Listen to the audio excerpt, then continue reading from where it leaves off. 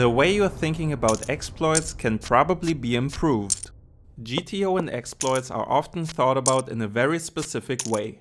You exploit someone who bets like a maniac by calling more hands and slow playing your nuts. And you exploit someone who calls too often by betting more and thinner for value.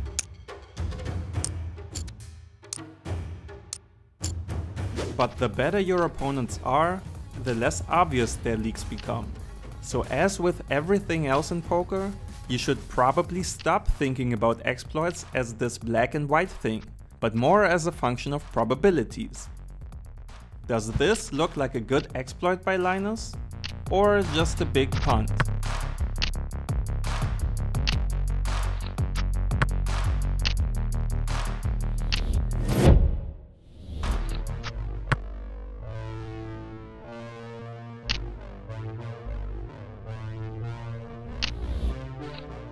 To fully understand what goes into that, let's first have a look at this three-handed game we all would love to play in. No! God, please, no! We're taking the perspective of Nacho in the small blind and 3-bet Stefan's open raise. Linus called 4-bets, which is already an uncomfortable spot to be in when 400 big blinds deep. But calling is the GTO play and we see a flop. And of course, we do not hit a pair. Linus only c-bets a quarter pot, however, so folding is not an option. The turn doesn't help and probably even makes the board worse for us. Linus barrels, but again it's a small bet for only 30% pot, which leaves us in a spot that feels very awkward. Calling the turn for 20 big blinds with only ace high out of position isn't something that looks like money printing.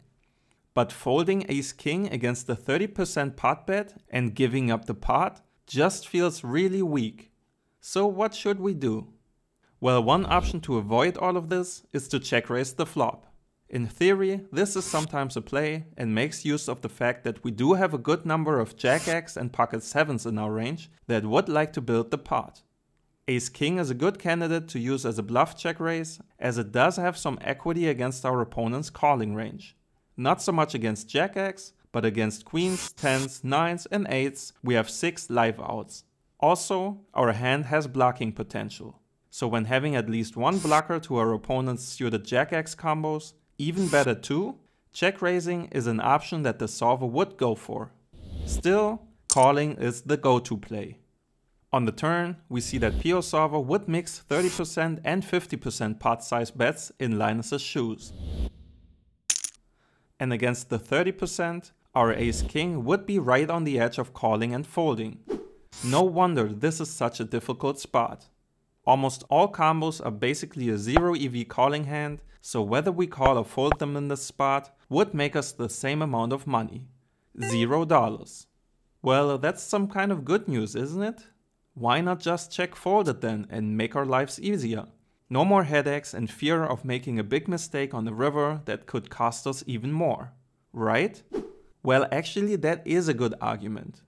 But in theory, this would lead to some problems that could cost you even more money, without even noticing it.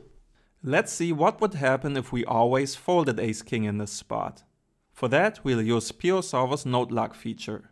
But first we simplify the big blind strategy to one where he only c-bets 30% pot, instead of splitting his range into a 30% and a 50% pot bet.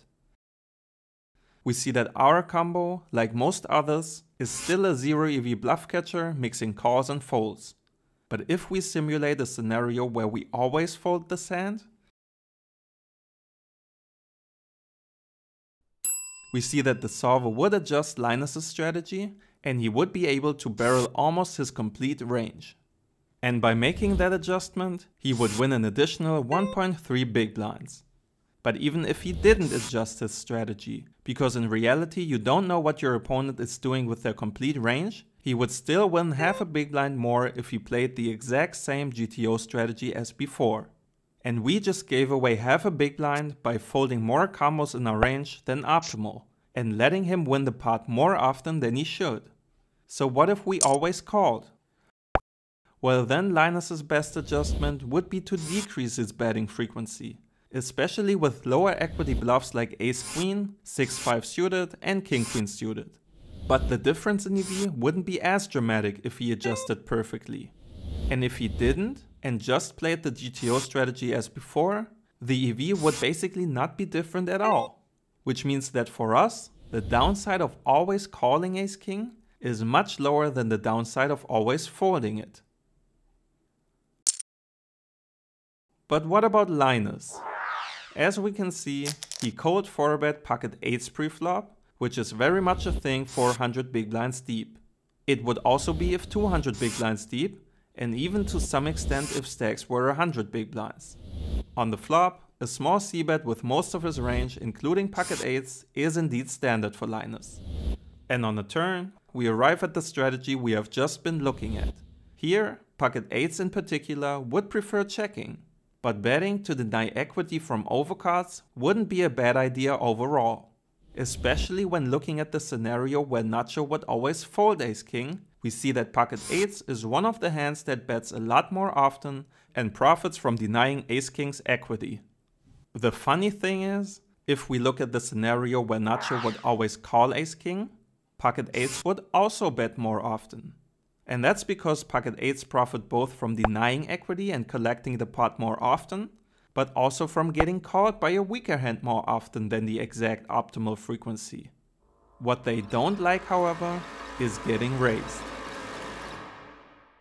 Nacho should be check raising a bit more than 13% of hands here, and if bet, pocket 8s would have to fold against that. Which means for Linus in the spot, it's not only important whether Nacho check calls more often or check folds more often, but also whether he check raises more or less often than GTO. Which is why we need to look at what would be GTO in the first place.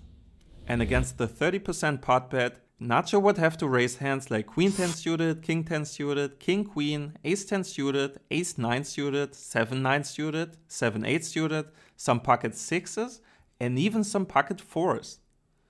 Now at mid stakes and below, there is no way most players would find all of these raises. And even for the best of the best, I have a hard time believing they would go ahead and check raise pocket 4s on the turn when 400 big blinds deep.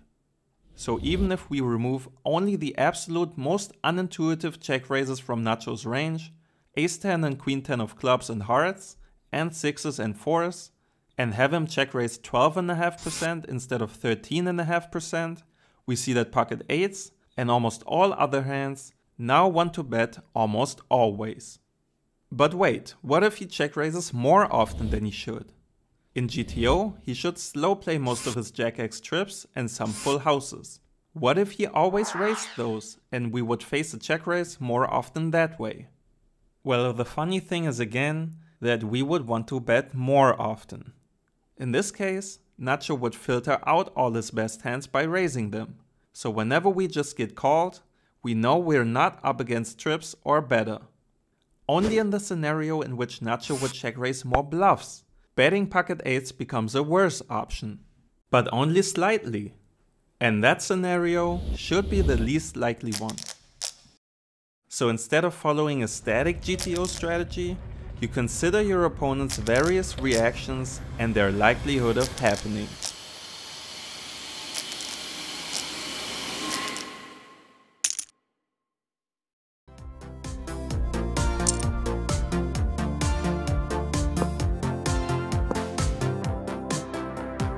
So when we know that BERRI's suite is everything but afraid of pulling the trigger and blasting off some bluffs,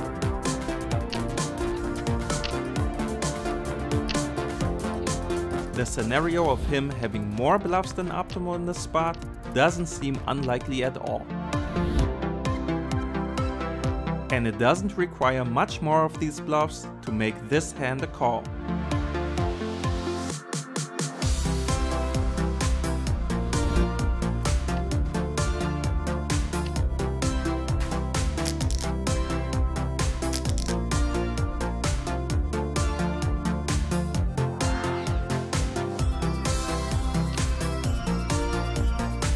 But maybe this is just not GTO. And a punt. If you want to learn more about exploits that you can instantly apply, this video will be exactly for you.